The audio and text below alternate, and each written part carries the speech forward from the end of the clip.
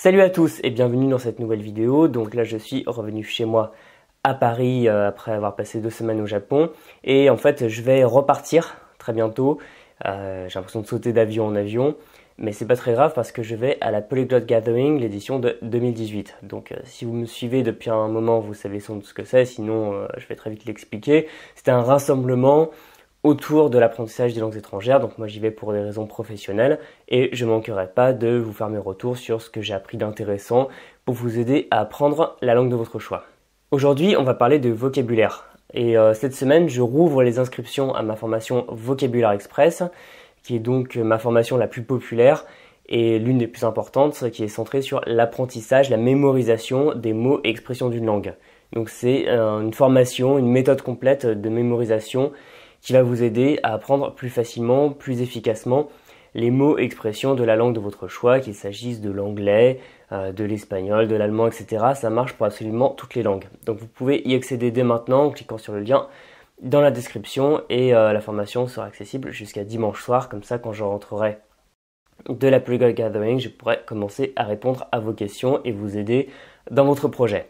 Alors, le vocabulaire, je voulais vous parler d'un sujet qui m'est venu tout simplement en apprenant moi-même du vocabulaire en japonais.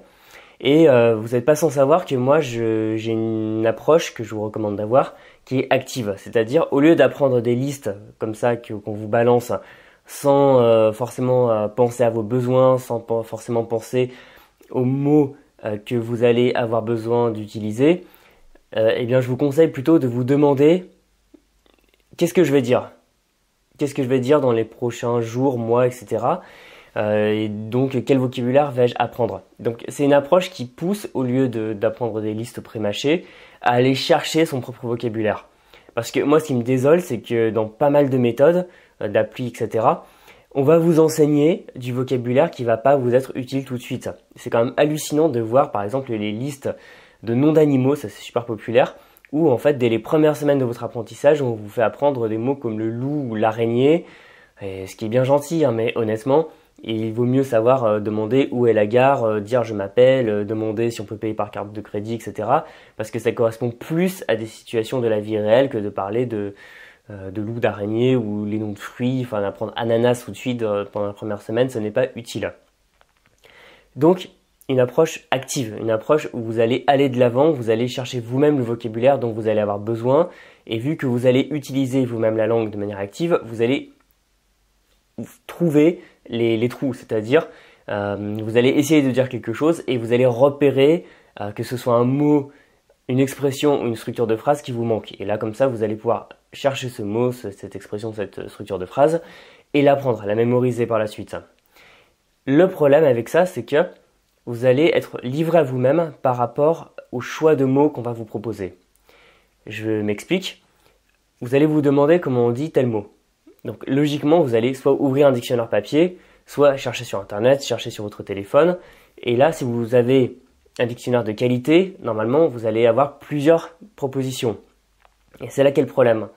Quel mot choisir? Parce que parfois, quand je cherche dans certains dictionnaires, je peux avoir jusqu'à 5 mots différents pour dire à peu près la même chose. Mais je suis un peu perdu parce que est-ce que ça veut vraiment dire ce que j'essaye de dire dans ce contexte?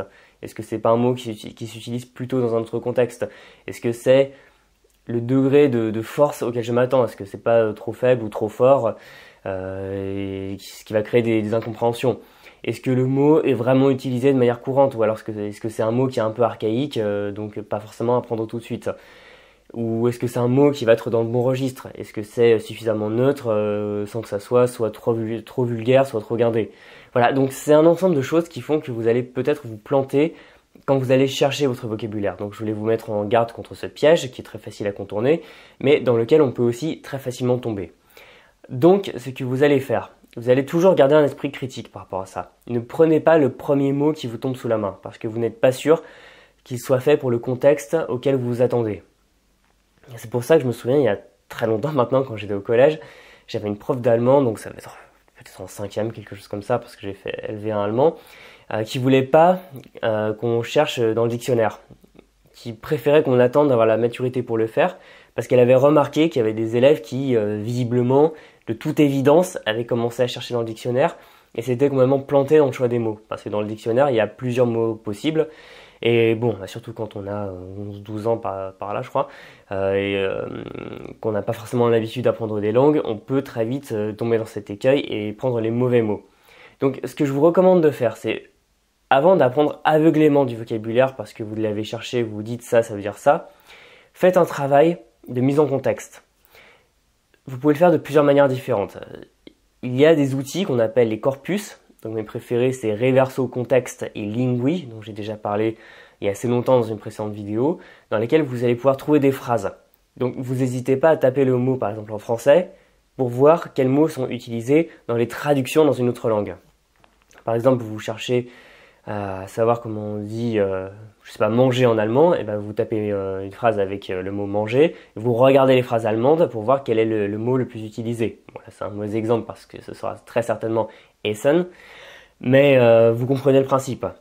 Donc ce que vous pouvez faire aussi, c'est aller demander à des locuteurs natifs, évidemment. Vous pouvez aller chercher votre locuteur natif de référence, votre partenaire linguistique, ou même si vous prenez des cours avec un prof, allez demander d'abord à cette personne, alors j'ai trouvé ce mot, je veux dire ça, est-ce que ça correspond vraiment à ce que je veux dire? Est-ce que c'est vraiment le mot que toi tu dirais?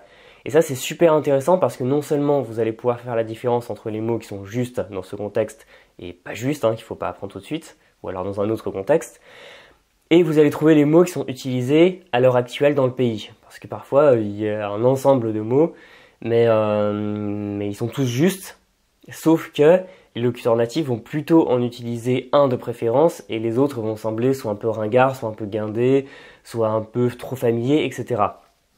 Donc en faisant ce travail, vous allez vous débarrasser de toute l'ambiguïté que vous pourriez avoir et qui est normale, parce que vous ne connaissez pas ces mots, vous ne savez pas dans quel contexte précis ils s'emploient, donc vous avez besoin d'avoir cette aide. Et comme ça, vous serez sûr d'apprendre du vocabulaire qui non seulement sera juste, qui en plus correspondra à vos besoins parce que vous avez cherché ces mots pour faire vos propres phrases, et ensuite qui soit vraiment la langue réelle, c'est-à-dire la langue utilisée dans le pays, une langue qu'on dit authentique. Quand je dis authentique, c'est pas par rapport à une non-authenticité, mais c'est un mot qu'on utilise pour différencier les contenus vraiment pédagogiques et les contenus tels qu'ils sont vus, lus, etc. par les locuteurs natifs. Donc vous serez plus proche de tout ce que vous pourrez voir dans le pays. Et de la même manière, n'hésitez pas à noter les mots quand vous les trouvez, par exemple, je sais pas, dans le journal, quand vous entendez des gens les dire. Donc encore une fois, faites attention quand les gens les disent parce que ça peut être trop familier. Voilà, on est toujours sur des problèmes de contexte, des problèmes culturels. Mais comme ça, de cette manière, vous éviterez de faire ce que je déteste, c'est-à-dire apprendre des listes de vocabulaire par cœur que vous n'allez pas retenir parce que vous allez apprendre une plâtrée de mots que vous n'allez pas utiliser tout de suite. Comme ça, vous n'allez pas dire ananas ou araignée dans les premiers mois, forcément de votre apprentissage. Sauf si vous tombez sur un araignée ou vous avez envie de manger de l'ananas. Mais comme ça, vous serez sûr d'apprendre le vocabulaire dont vous aurez besoin, que vous allez utiliser. Et c'est en utilisant le vocabulaire qu'on l'apprend pour de vrai. Donc faites ce travail. Ne faites jamais confiance tout de suite au dictionnaire ou une application, un site internet, surtout si on ne vous donne qu'un résultat, parce que est-ce que ce résultat correspond vraiment à ce que vous attendez, parce que vous avez une idée préconçue en tête. La personne qui a fait le dictionnaire pouvait penser totalement différemment, surtout si c'est un locuteur de cette langue, donc il ne pense pas comme un francophone a priori. Alors faites vraiment ce travail de recherche, faites ce travail d'esprit critique, faites ce travail qui va qui est très simple, il suffit de demander à quelqu'un, demander à des locuteurs natifs, sinon si vous êtes vraiment pas sûr, il y a des groupes Facebook, il y a même des forums, il n'en reste pas beaucoup, mais vous trouverez sur internet et demandez si tel mot s'applique vraiment à telle situation, comme ça vous serez sûr d'avoir des mots vraiment efficaces dans le sens où vous pourrez les employer tout de suite. Voilà, c'était pour le conseil qui est encore une fois simplissime à mettre en application, mais qui va vraiment vous éviter d'apprendre du vocabulaire de travers, du vocabulaire que vous n'allez pas utiliser parce qu'il n'est pas adapté, et vous concentrer vraiment sur le petit nombre de mots qui, dans un premier temps, va vous aider vraiment à parler beaucoup plus vite et plus facilement la langue étrangère de votre choix. J'en ai terminé avec cette vidéo, j'espère que ce conseil vous aura été utile et si vous voulez avoir la méthode complète pour apprendre le vocabulaire, vous pouvez jeter un œil à ma formation Vocabulaire Express. Vous avez encore une fois le lien dans la description, c'est quasiment 4 heures de conseils en vidéo, mon aide personnalisée par email qui va vous aider à mémoriser beaucoup plus vite, si vous pensez n'avoir aucune mémoire, les mots et expressions de n'importe quelle langue étrangère. Je vous dis à très bientôt, je vais vous tenir au courant de ce qui se passe à la Plegod Gathering à Bratislava et salut! On se voit dans une prochaine vidéo.